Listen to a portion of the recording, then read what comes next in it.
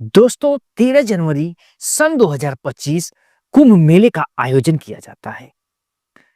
दूर दूर से साधुओं की भीड़ लग जाती है कुंभ मेले में स्नान करने के लिए। सभी साधु प्रयागराज के इस संगम पर जाने के लिए उत्साहित रहते हैं और अपने समय से ही पहुंचने लगते हैं। तभी एक उस कुंभ मेले के उस पावन घाट पर एक ऐसी घटना होती है कि सुनकर आपके भी होश उड़ जाएंगे। क्योंकि दोस्तों ये कहानी एक सच्ची घटना है जिससे कि आपके भी दिल को दहला देगी। इस कहानी को सुनने से पहले आपसे छोटी सी रिक्वेस्ट है, चैनल पर नए हैं तो चैनल को सब्सक्राइब कर लीजिएगा, वीडियो को लाइक कर लीजिएगा, वीडियो को शेयर कर दीजिएगा। दोस्तों कहानी ये 13 जनवरी सन 2025 की कुंभ मेले की उस प्रयागराज के उस घाट की है जहां पर दूर दूर से साधु संत आ रहे थे।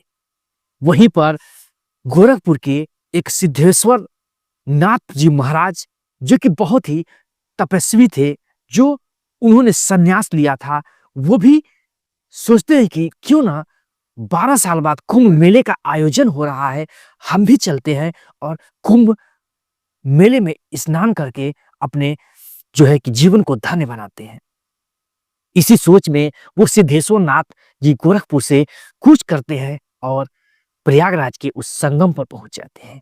दोस्तों जैसे ही उस संगम पर पहुंचते हैं, पहुंचने के बाद उनको सुबेरा हो चुका होता है। दोस्तों उनका नित्य रोज का वो काम होता है कि सुबह 4 बजे वो उठते हैं और उठकर रोज स्नान करते और वो भिक्षा मांगकर अपना जीवन यापन करते थे और वैराग्य वो धारण कर चुके थे, जिससे कि किसी भी जीवन का मोह माया से कोई मतलब नहीं था। सोचते हैं कि क्यों ना चले हम इस गंगा घाट पर और अपना स्नान करके अपना कुंभ मेले में जो है कि ध्यान लगाएं। दोस्तों जैसे ही सिद्धेश्वर नाथ जी उस पावन जल में घुसते हैं नहाने के लिए, तभी वहां की पुलिस प्रशासन जो होती है वो उन्हें रोक देती है, उन्हें मना कर देती है स्नान करने से। क्योंकि दोस्तों वहां पर सारी मशीनरी जो थी लगी हुई थी उस घाट को साफ सफाई करने के लिए। उन्हें मना कर दिया जाता है कि आप अभी स्नान नहीं कर सकते हैं क्योंकि यहाँ पर साफ सफाई का काम चल रहा है। सिद्धेश्वर नाथ जी कहते हैं कि देखिए स्नान करने के लिए इतना तो गंगा मैली नहीं हो जाएंगी, मेरे एक नहाने से आप लोग नहाने दीजिए। मैं नित्य रोज दिन 4 बजे ही स्नान करता। लाख मनाने के बाद भी वो जो भी प्रशासन वहां पर जो भी ड्यूटी लगी थी अधिकारियों की, वो लोग मना कर देते हैं स्नान करने से। सिद्धेश्वर नाथ जी ज्यादा गुस्सा नहीं होते हैं, कुछ भी नहीं कहते हैं और उसी घाट पर बैठकर अपने आसन को लगा देते हैं। लगाने के बाद पुलिस प्रशासन सोचती है चलो अपना जो है कि इधर अपनी साफ सफाई का काम करते हैं। साफ सफाई में जब भी अधिकारी जो होते हैं वो जुट जाते हैं, जैसे ही अपनी मशीनरी को चालू करते हैं, कोई भी मशीनरी चालू ही नहीं होती, जैसे कि एक मायावी शक्ति से उन मशीनरी को बंद कर दिया गया हो। दोस्तों वहां पर जो मैकेनिकल टीम होती है वो आती है और सभी मशीनरी को एक एक करके सारे कचरे को बाहर कर देती है और पूरा मशीनरी को देखती है, लेकिन उसमें कुछ भी कमी नहीं मिलती है जिससे कि उसे ठीक किया जा सके। फिर से उसे चालू करने की कोशिश वहां की मैकेनिकल टीम करती है, लेकिन वो सारी जो मशीनरी होती है कोई भी चालू नहीं होती है कि गंगा घाट की साफ सफाई किया जा सके। दोस्तों तभी एक मैकेनिकल उसमें इंजीनियर सिद्धेश्वर नाथ जी महाराज को देखता है तो उसके होश उड़ जाते हैं, माथे से पसीना छोड़ने लगता है। वो दौड़ कर आता है और महाराज के चरणों में गिर जाता है। दोस्तों कहता है कि महाराज आप यहाँ पर इस पावन घाट पर बैठकर इस बेला में 4 बजे आप क्या कर रहे हैं? सिद्धेश्वर नाथ जी महाराज कहते हैं बेटा मेरा स्नान करने का ध्यान करने का समय हो गया और प्रशासन मुझे स्नान करने से मना कर दिया है।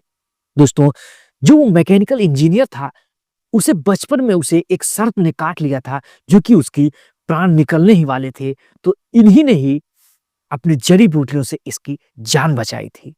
वो उसके पास वो दिव्य शक्ति थी जिसके बदौलत उसका जीवन आज चल रहा था। वो समझ जाता है कि इतना तपस्वी साधु को घाट पर बैठाकर साफ सफाई करना उचित नहीं है। इसी वजह से ये सारी मशीनरी काम करना बंद कर दी। उनके पैरों तले हाथ को रखकर अपने मस्तक को नीचे करता है और उससे माफी मांगने लगता है। कहता है, महाराज आप चलिए, घाट में स्नान करिए, जो भी हमारी टीम से भूल हुई उसे माफ कर दीजिए। दोस्तों, सिद्धेश्वर नाथ जी महाराज उस घाट में प्रवेश करते हैं और स्नान करने लगते हैं। उन्हें तनिक भी उस बात का दुख नहीं था कि उन्हें मना कर दिया गया है।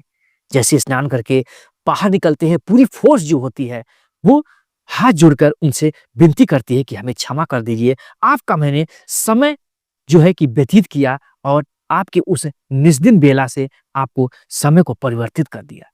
सिद्धेश्वर नाथ जी महाराज कहते हैं, अपने घड़ी में टाइम देखिए। जैसे ही वो प्रशासन समय देखते हैं तो सुबह का 4 ही बजा था। वो लोग आश्चर्य रह जाते हैं कि समय का ये चक्र कैसे रुक गया, कैसे आज इस समय भी 4 ही बजा था और 1 घंटे पहले भी 4 ही बजा था। दोस्तों, महादेव की कृपा भक्तों पर होती है। महादेव चाहे तो जो चाहे वो कर सकते हैं। दोस्तों, स्नान करने के बाद सारी मशीनरी फिर से चालू हो जाती है, जैसे कि सिद्धेश्वर नाथ महाराज जी की आज्ञा का पालन कर रही हो। फिर से साफ सफाई का कार्य चालू हो जाता है। सभी अधिकारी उनके नतमस्तक हो जाते हैं और चरण को स्पर्श करते हैं। सिद्धेश्वर नाथ जी महाराज तनिक भी गुस्सा नहीं होते हैं और सबको जो है कहते हैं, कोई बात नहीं, अपने काम और ड्यूटी पर लग जाइए। दोस्तों, महाराज जी वहां से स्नान करके अपना जो है कि ध्यान करते हैं और भ्रमण करके अपने फिर से गोरखपुर धाम चले आते हैं। दोस्तों, कहानी सुनाने का मकसद हमारा किसी की भावनाओं को ठेस पहुंचाना नहीं, बल्कि हमारा कहानी सुनाने का उद्देश्य ये है कि जो भी तपस्वी साधु संत महात्मा जो कुंभ मेले की, कुंभ स्नान की, प्रयागराज के उस संगम का 12 सालों से इंतजार कर रहे थे, जो अपनी उस दिन का इंतजार कर रहे थे, उसे ऐसा नहीं करना चाहिए प्रशासन को जिससे कि उनकी भावनाओं को ठेस पहुंचे। क्योंकि आज भी इस धरती पर, इस